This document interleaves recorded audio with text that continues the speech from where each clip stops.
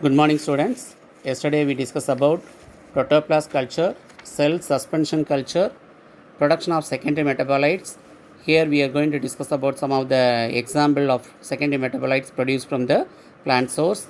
Then plant regeneration pathway, somatic embryogenesis, organogenesis, application of plant tissue culture. Today we are going to discuss about micropropagation of banana, and we are going to discuss the protocol for micropropagation for banana, artificial seed and its advantages, virus free plants and their protocol. Then last one, conservation of plant genetic resources in addition with germplasm conservation and cryopreservation. Now we are going to discuss about micropropagation of banana. What is micropropagation? So at very first we are going to discuss in the first lesson, micropropagation is a regeneration of a whole plant from single cell, tissue or small pieces of vegetative structure through tissue culture is called as micropropagation. So micropropagation is one of the tissue culture technique. Here we are going to study about micropropagation of banana. The micropropagation of plants at industrial level, it is commercial value, maintains high standards of homogeneity. What is homogeneity? It is a resemblance of the variety which are going to chosen for the plant tissue culture is called as homogeneity. In plants like pineapple, banana, strawberry and potato are able to micropropagate. Then we are going to discuss about micropropagation protocol for banana.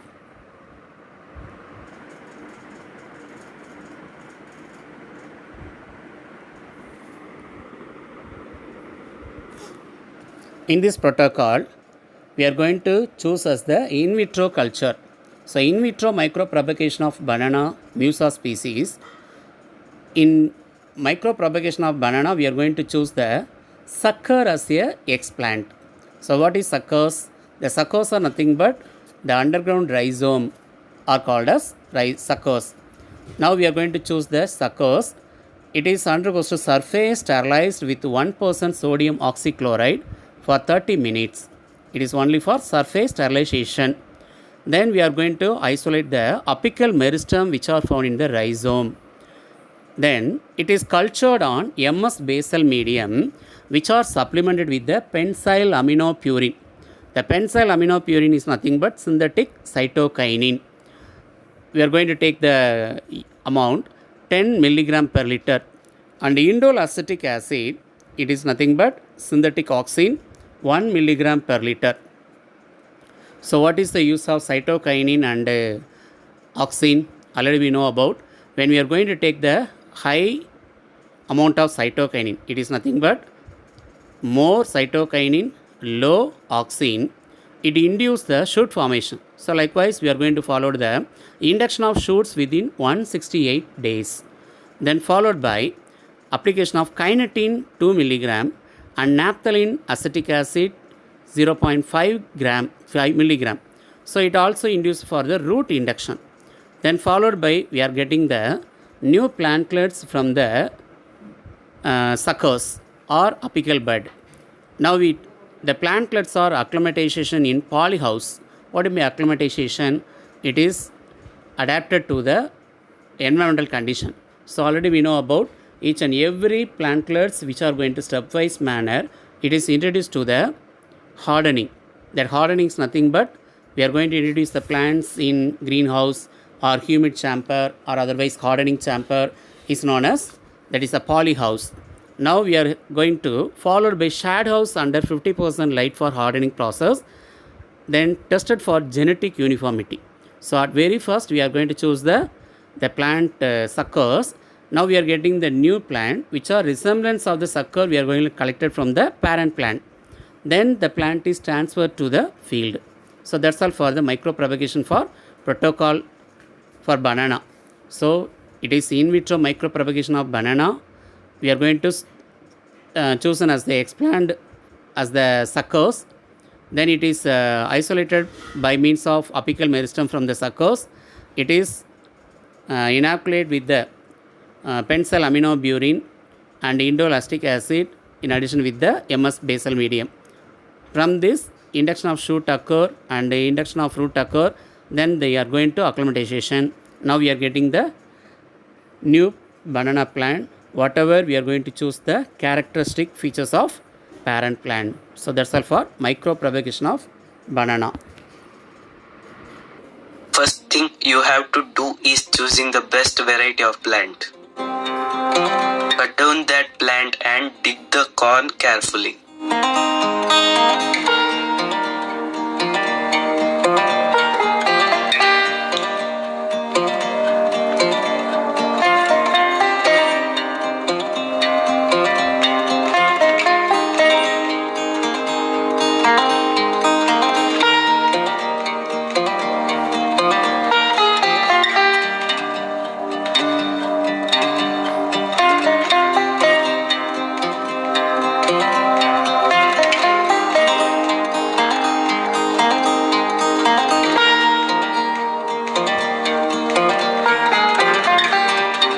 Remove the soil as much as possible and then wash the corn with water.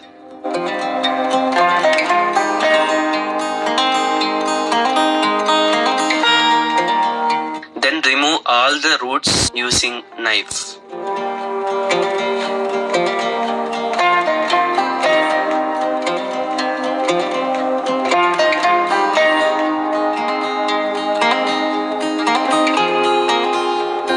Here you can see small buds. We have to take that part out to propagate plant. No need to take cambium part of the corm.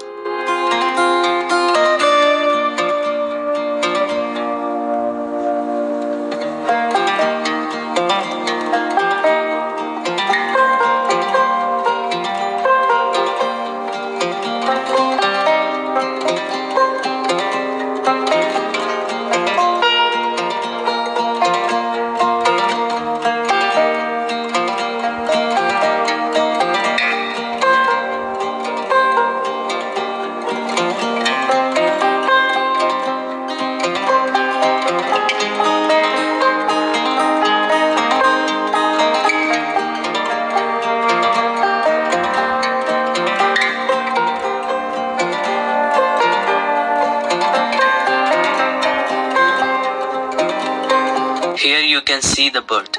It will grow up into the plants.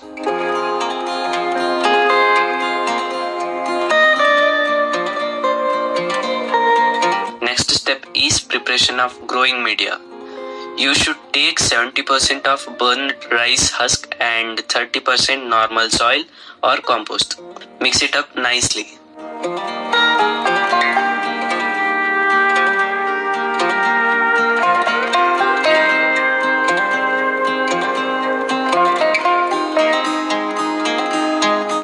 Spread it in growing tray.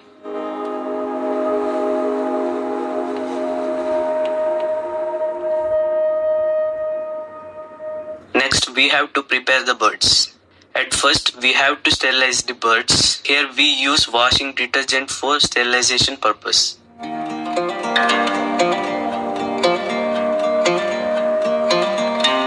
Mix detergent with water and wash all the buds in that solution.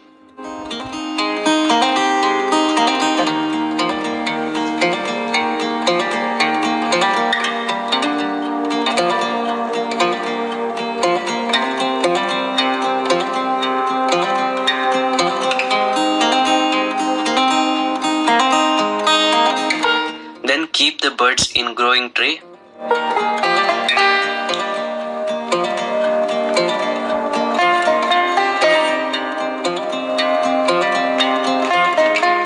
Cover the buds by growing media.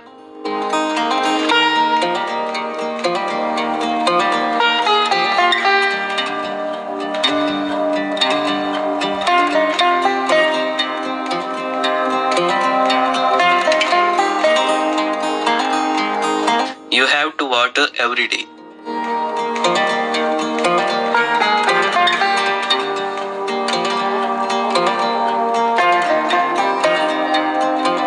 Within 1 month, all buds will grow up, and after that we can grow it in outside. That's it. This is how we can propagate banana plants easily. It was far better than tissue culture technique. You can also do this at your home.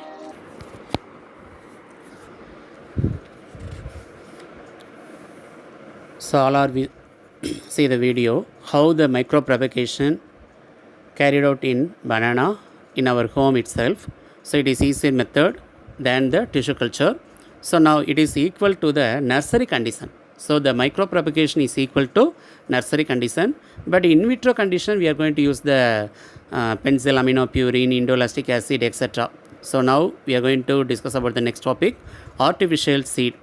What is artificial seeds? Already we know about. The synthetic seeds are produced by encapsulation of embryoids by using agarose gel or calcium alginate. Here, the artificial seeds or synthetic seeds are produced by using embryoids.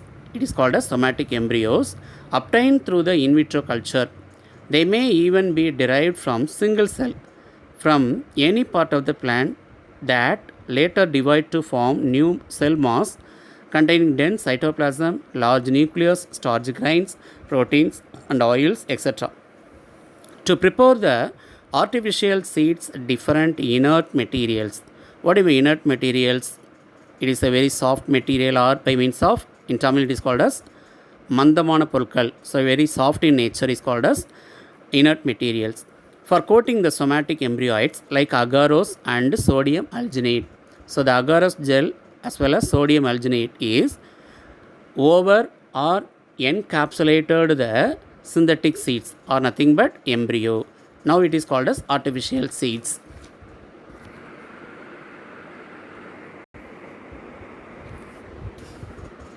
So in this picture we can see the agarose gel which are embedded with the embryoid. That is nothing but artificial seed coat is nothing outer covering by using of sodium alginate or agarose gel. Then artificial endosperm. Within that we can see the somatic embryo, the embryoid. Then we are going to discuss about the advantages of artificial seeds. The artificial seeds have many advantages over the true seeds. Millions of artificial seeds can be produced at any time at low cost. So we can prepare at any time with low cost. Then they provide an easy method to produce genetically engineered plants. What do you mean genetically engineered plants? It is nothing but transgenic plants with the desirable traits. So we are going to only take the tissue culture method mainly for desirable character. Then it is easy to test the genotype of plants.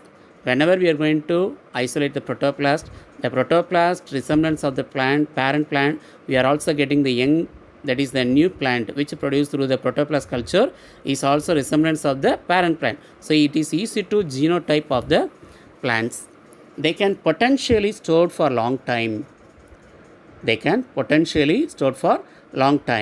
Under cryopreservation method. So in the last class we are going to do, that is the today last class we are going to discuss about the cryopreservation. It is nothing but the preservation method which are going to low temperature minus 196 degrees Celsius. Then artificial seeds produce identical plants. The period of dormancy of artificial seeds is greatly reduced. What is the period of dormancy? The resting period. So whenever we are going to cultivate a particular crop, then we are going to sow the particular period. So that is the resting period for the particular crop is known as dormancy. Here the period of dormancy of artificial seeds is greatly reduced. We can reduce the dormancy period. Hence growth is faster with a shortened life cycle. We can get the faster growth in a shortened life cycle through the artificial seeds. So these are the advantages of artificial seeds.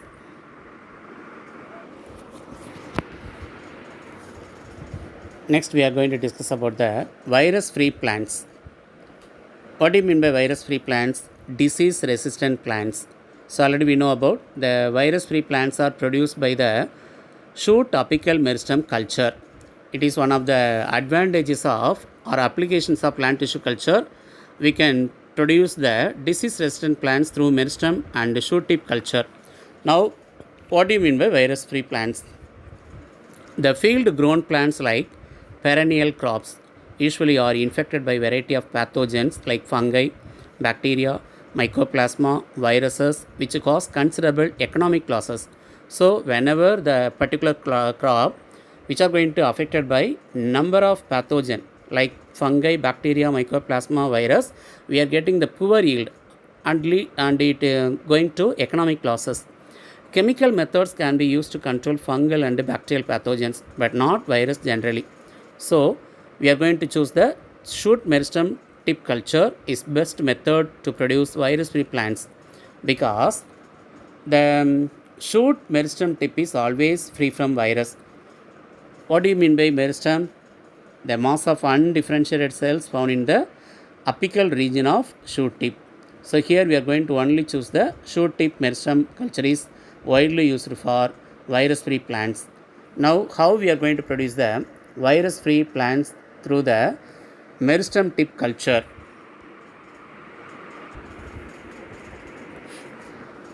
So this is protocol for virus-free meristem culture. Apical meristem tip with 1 or 2 leaf primordia are excised in sterile condition forms the explant. This also already we discussed in the types of plant tissue culture. Meristem culture, here we are going to take the older leaves are removed from the cutting of carnation. Then it is going to observe the shoot tip.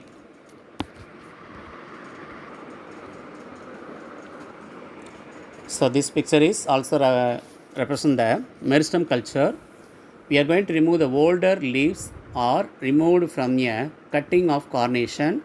Then we can see the shoot tip with the growing tip after removal of enclosing leaves. So the leaf which are enclosed the shoot tip we can also remove by means of knife. Then magnified view of shoot tip after removal of larger leaves we can find out the clear cut of apical meristem. So apical meristem tip with 1 or 2 leaf primordia are excised in sterile condition forms the explant. Then it undergoes to in vitro culture in 10 ml of solid MS medium supplemented with growth hormone. What are growth hormone? Auxin and cytokinin. Then it cultures are maintained at 24 plus or minus 1 degree Celsius in dark for 3 days followed by normal illumination of 2400 lux. Then the plantlets develop from meristem tip culture after organogenesis process transfer to hardening process. Then finally we are going to transfer to field condition.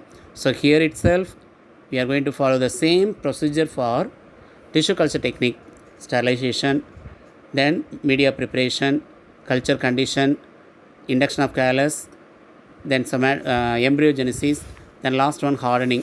So these are the normal steps followed by in the every meristem culture or virus-free plants produced through the normal plant tissue culture technique. Next one, we are going to discuss about the conservation of plant genetic resources.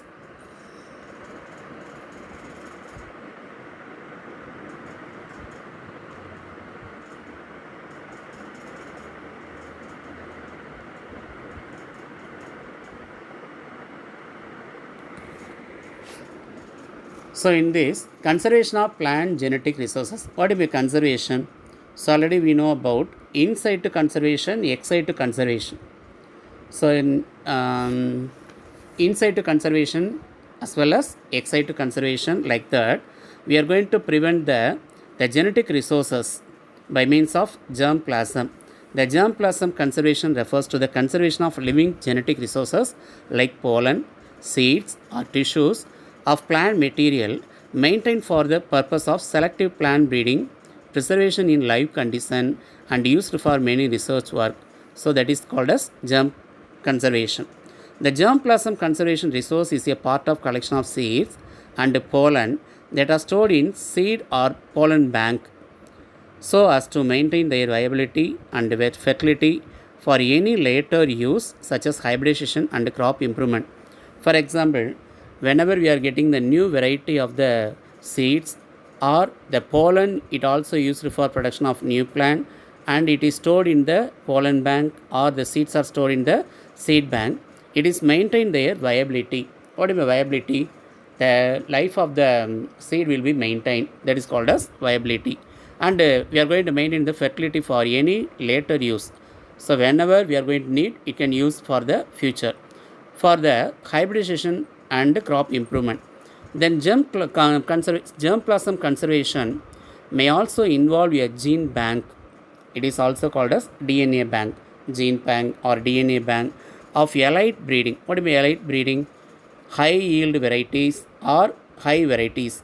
Lines are nothing but varieties of plant resources for the maintenance of biological diversity and also for food security. So it is maintenance for the germplasm is maintenance for the biological diversity and also for food security. So that's all for germplasm conservation. It is relevant to the gene bank, DNA bank. Likewise, the pollen and seeds also stored for long-term period. Whenever we are going to need, it can be used for hybridization and crop improvement. So that's all for germplasm conservation.